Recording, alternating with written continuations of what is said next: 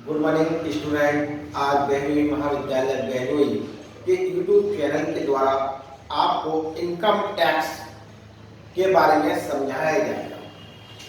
Income tax एक व्यक्ति की जो इनकम होती है वो 5 हेडों को मिलाकर कुल आय बनाई जाती है, जिसमें पहला चैप्टर इनकम फ्रॉम सैलरी, वेतन से आय। दूसरा चैप्टर है आपका इनकम फ्रॉम हाउस प्रॉपर्टी, जो मकान संपत्ति से आय कहलाएगी। तीसरा है income from business and profession, व्यापार अथवा पेशे की आय। चौथा चैप्टर है आपका income from capital gain. Income from capital gain पूंजी लाभ। और पांचवा चैप्टर है अन्य साधनों से आय।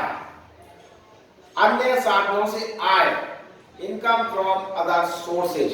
इन पांचों हेडों की इनकम मिलाकर कुल आय, कुल आय का मतलब ग्रॉस टोटल इनकम, सकल वार्षिक आय निकाली जाएगी।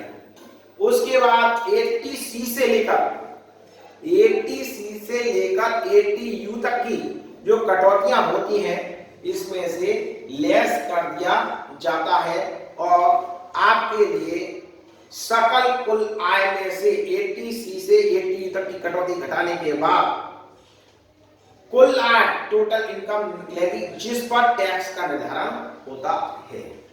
ये तो इनकम टैक्स हो गया। अब आपके लिए सबसे पहला टॉपिक आता है कि इनकम टैक्स में किस ईयर पर, किस वर्ष की आय पर टैक्स लगाया जाता है। इसके बारे में हम आपको बता रहे हैं गत वर्ष। गत वर्ष। और दूसरा होता है कर निर्धारण, कर निर्धारण वर्ष। एक होता है आपका गत वर्ष और दूसरा होता है कर निर्धारण वर्ष। गत वर्ष की इनकम पर टैक्स का निर्धारण किया जाता है कि गत वर्ष में जो कुल इनकम हुई उस पर टैक्स का निर्धारण अगले वर्ष में किया जाता है। तो इस साल हमारा कौन सा संस्करण चल रहा है, कौन सा कर निर्धारण होगा, कौन सा गत वर्ष होगा, इसके लिए हमें जानकारी होनी चाहिए। हमारा जो गत वर्ष होगा 1 अप्रैल 2020 टू 31 मार्च 2021, ये गत वर्ष होगा। इसकी इनकम पर, इस जो गत वर्ष होगा इसकी इनकम पर कर निर्धारण वर्ष 1 अप्रैल 2021 टू 31 मार्च 2022, इसको कहेंगे 2020 2021, इसे कहेंगे 2021 और 2022। कुल मिलाकर निष्कर्ष ये निकला 2020-21 की इनकम पर 2021-22 में कर का निर्धारण किया जाएगा। ये तो स्टूडेंट सारा आपको सबसे पहला बेस यही है। जब तक ये मालूम नहीं होगा कि किस वर्ष की इनकम पर किस वर्ष में टैक्स लगाया जाएगा, आप इनकम टैक्स नहीं कर सकते। तो सबसे पहले हमें गत वर्ष और कर निर्धारण वर्ष के बारे में जानकारी होनी चाहिए। हमारा जो गत वर्ष है वो 2020 और 21, और दूसरा कर निर्धारण वर्ष जिस पर टैक्स लगाया जाएगा वो है 2021 और 22। ये कहलाता है फाइनेंशियल ईयर। गत वर्ष कहलाता है फाइनेंशियल ईयर, प्रीवियस ईयर, जिसका असेसमेंट ईयर में टैक्स लगाया जाता है। अब हम आपको चैप्टर जो सबसे पहला चैप्टर है निवास स्थान एवं करदायित्व। अब इसके बाद आपको सबसे पहला आपका टॉपिक निवास स्थान तथा करदायित्व, रेजिडेंस एंड टैक्स लाइबिलिटी बताएंगे। एक व्यक्ति की जो निवास स्थिति होती है वो 3 प्रकार की हो सकती है, जो किसी भी कर निर्धारण वर्ष में बदल सकती है। एक व्यक्ति तीनों प्रकार की स्थिति में हो सकता है। जो एक व्यक्ति की निवास स्थिति इनकम टैक्स के अनुसार निर्धारित की गई वो 3 प्रकार से निर्धारित की गई। पहला है साधारण निवासी, दूसरा है असाधारण निवासी और तीसरा है अनिवासी। साधारण निवासी, असाधारण निवासी और अनिवासी। इसके लिए मैं इस चार्ट के निवास स्थान पर बताया हूं किस तरीके से निवास स्थिति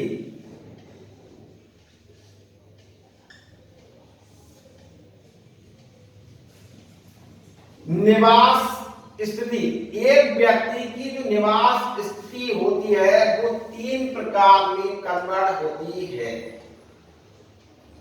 एक व्यक्ति की निवास स्थिति 3 प्रकार की होती है। साधारण निवासी, साधारण निवासी। दूसरा होता है असाधारण निवासी और तीसरा होता है अनिवासी। ये होता है आपका ऑर्डिनरी रेजिडेंस, ये होता है नॉट ऑर्डिनरी रेजिडेंस और ये होता है आपका नॉन रेजिडेंट। अब इसके लिए शर्त है, कौन व्यक्ति साधारण निवासी हो सकता है, कौन व्यक्ति असाधारण निवासी होगा या कौन व्यक्ति अनिवासी कहलाएगा। इसके लिए 2 शर्तें हैं, आधार शर्त और दूसरा है अतिरिक्त शर्त, अतिरिक्त शर्त। ये 2 शर्तों के आधार पर निवास स्थिति का अनुभव किया जाएगा कि आधार शर्त और अतिरिक्त शर्त। जो व्यक्ति आधार शर्त प्लस अतिरिक्त शर्त पूरा करेगा वह साधारण निवासी होगा। जो व्यक्ति आधार शर्त प्लस अतिरिक्त शर्त पूरा करेगा वह साधारण निवासी होगा। जो व्यक्ति आधार शर्त पूरा करेगा परंतु अतिरिक्त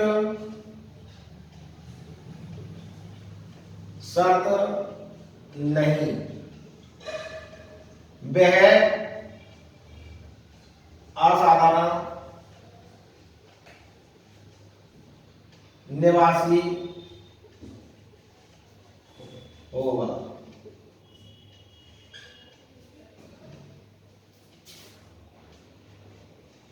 जो व्यक्ति आधार शर्त को पूरा करेगा परंतु अतिरिक्त शर्त नहीं, वह असाधारण निवासी होगा। तीसरा, आधार शर्त को पूरा नहीं करेगा वह अनिवासी होगा। जो व्यक्ति आधार शर्त को पूरा नहीं करेगा वह आदिवासी होगा। इसका मतलब क्या होगा कि आधार प्लस अतिरिक्त शर्त, आधार प्लस अतिरिक्त दोनों सही करेगा तो होगा, अन्यथा नहीं। इसमें आधार प्लस अतिरिक्त शर्त, अतिरिक्त शर्त नहीं पूरी की। इसमें आधार प्लस अतिरिक्त शर्त,